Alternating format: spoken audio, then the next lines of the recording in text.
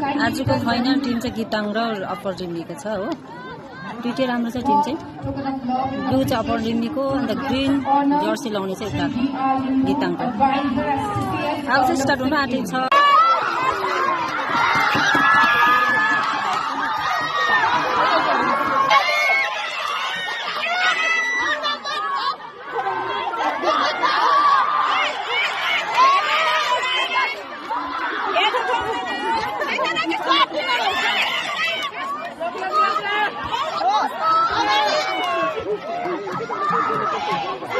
टुवान भएको छ गिताङकोले 2 गोल लगाएको छ रिम्बीलाई हो। आज गिताङकोले जित्यो 2-1 भयो। आजको म्याच चाहिँ दामी भयो सकियो पनि।